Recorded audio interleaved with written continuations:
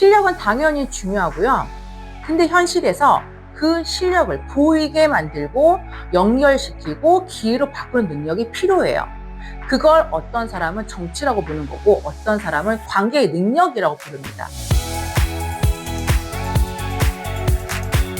회사 생활이나 조직 생활을 하다 보면 분명 일은 내가 더 많이 했는데 왜 인정은 다른 사람이 받지? 성과는 내가 냈습니다. 실무도 내가 했고 야근도 내가 했습니다. 근데요, 승진은 다른 사람이 합니다. 처음에는요, 억울해요. 세상이 왜 이렇게 돌아가지? 결국 줄 잘 서는 사람이 이기는 건가? 사회생활을요, 오래 해보면요, 조금씩 보이기 시작합니다. 조직은요, 생각보다 능력만으로 움직이진 않구나. 왜 능력보다 정치 잘하는 사람이 살아났는지, 그리고 우리가 왜 이 구조를 이해하는지 한번 이야기해 볼게요. 우리는요, 어릴 때부터 이런 말을 듣고 자랍니다. 열심히 하면 인정받는다. 실력이 있으면 결국 올라간다. 이 말 자체가 사실 뭐 틀린 말은 아니죠. 근데 문제는요, 현실 조직은요, 어떤 시험장이 아니라는 거죠. 시험장은요, 단순해요. 그냥 점수가 잘 나오면 되는 거예요. 정답도 명확하고요. 평가 기준도 비교적 투명합니다. 근데 조직은 좀 다르죠. 사람이 평가합니다. 그리고 사람이 평가하는 순간 객관성만으로 끝나진 않아요. 감정이 들어오고 어떤 관계가 들어오고 이미지가 들어옵니다. 이 지점에서 많은 사람들이요, 충격을 받아요. 아니, 일은 내가 더 잘했는데요? 맞습니다. 일 더 잘했죠. 근데 조직은요, 단순히 누가 일을 잘했는가만 보지는 않는다는 거죠. 누가 조직 안에서 편하게 작동하는가를 같이 본다는 거죠. 이게 현실인 거예요. 사람들이 정치라고 하면 보통 어떤 부정적인 것을 떠오르는데요. 뭐 아부나 어떤 줄서기, 눈치 보기, 뒤에서 뭐 이야기하기. 근데 진짜 조직에서 영향력 있는 사람들은요, 생각보다 그렇게 움직이지 않습니다. 오히려 굉장히 자연스럽습니다.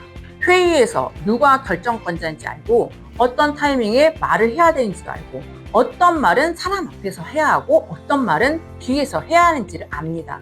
그리고 가장 중요한 걸 알아요. 조직은요, 논리만으로 움직이지는 않는다는 거죠. 사람은요, 생각보다 감정으로 판단합니다. 저 사람 맞는 말은 하는데 왜 불편하지? 능력은 좋은데 같이 일하기 피곤하다. 이런 감정들이요, 실제 평가에 들어갑니다. 근데 많은 사람들이 이걸 인정하고 싶지 않아 해요. 왜냐하면 우리는 실력만으로 인정받는 세상을 기대하니까요. 하지만 현실은 조금 다르죠.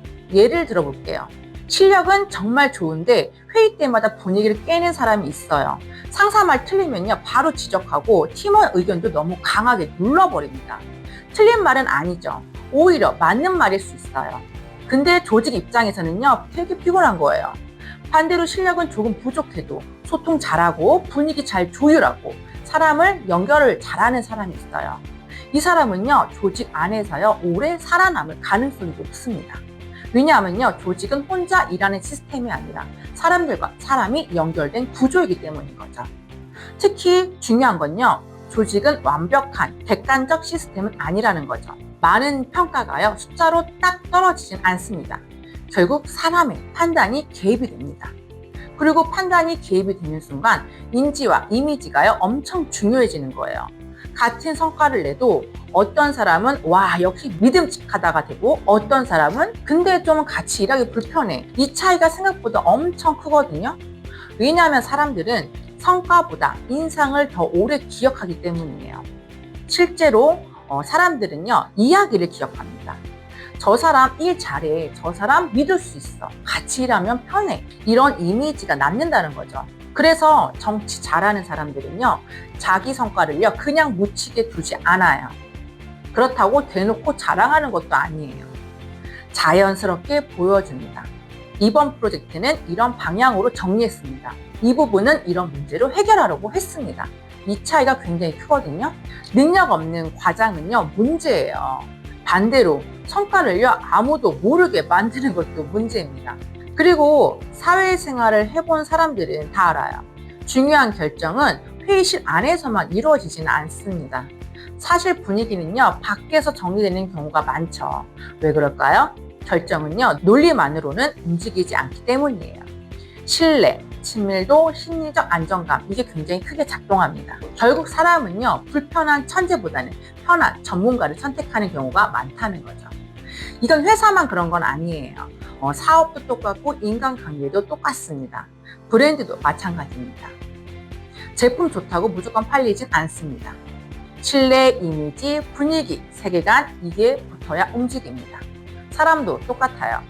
능력만 보여주는 사람보다는 함께 가고 싶은 사람이 훨씬 강합니다. 근데 여기서 또 중요한 게 있는데요. 이야기를 들으면 그럼 아부하고 살아야 하나요? 이렇게 극단적으로 가는 분들도 계시거든요. 그건 아니죠. 실력 없는 정치는요, 오래 못 갑니다. 결국 무너집니다. 진짜 오래 가는 사람들은 실력과 관계를요, 같이 가져가는 사람들이에요. 실력은 기본 체력이고 정치력은 그 실력을 기회로 연결하는 능력입니다. 둘 중 하나만 있으면 못 갑니다. 그리고 정치력이 없는 사람들이 자주 빠지는 함정이 있어요. 나는 실력으로만 승부할 거야. 멋있는 말이죠. 근데 현실에서는 종종 이렇게 됩니다. 성과를 내도 인정도 못 받고 중요한 정보에서 배제되고 기회가 안 온다는 거죠. 결국 열심히만 일하는 사람으로 남는다는 거죠. 이 상태가 제일 위험한데요. 왜냐하면 본인은 억울한데 조직은 별 문제를 못 느끼기 때문이에요. 흥미로운 건요. 정치 잘하는 사람들은 생각보다 사람을 굉장히 많이 연구해요. 누가 영향력이 있는지, 누가 결정권자인지, 언제 나서야 하고 언제 빠져야 하는지를 압니다. 그리고 특징 하나가 있어요. 갈등을요, 폭발시키지 않고 관리합니다. 또 하나, 저 사람과 일하면 편하다. 이 이미지를요, 굉장히 잘 만듭니다. 왜냐하면 조직은요, 능력만 보는 게 아니라 함께 일할 때 에너지 소모도 계산을 같이 하기 때문이에요. 결국 중요한 건 이거거든요. 정치를 싫어한다고 해서 그 구조 자체를 모른 척하면 안 됩니다. 실력은 당연히 중요하고요. 근데 현실에서 그 실력을 보이게 만들고 연결시키고 기회로 바꾸는 능력이 필요해요. 그걸 어떤 사람은 정치라고 부르는 거고 어떤 사람은 관계의 능력이라고 부릅니다. 이름은 다르지만 결국 사람과 구조를 이해하는 힘이거든요. 그리고 사회는 생각보다 논리만으로 움직이지 않습니다. 감정과 신뢰, 관계 구조 안에서 움직입니다. 그래서 이제는 이렇게 질문을 해봐야 돼요. 나는 지금 실력만 키우고 있는가? 아니면 사람과 구조를 잇는 능력도 같이 키우고 있는가? 결국 살아남는 사람은 혼자 잘하는 사람이 아니라 잘 연결되고 신뢰를 만들고 조직 안에서 작동하는 사람입니다. 어떻게 이 컨텐츠도 도움이 되셨나요? 도움이 되셨다면 구독과 좋아요 부탁드리고 여러분의 다양한 생각들을 댓글로 남겨주세요. 여러분의 성공을 늘 응원합니다. 화이팅!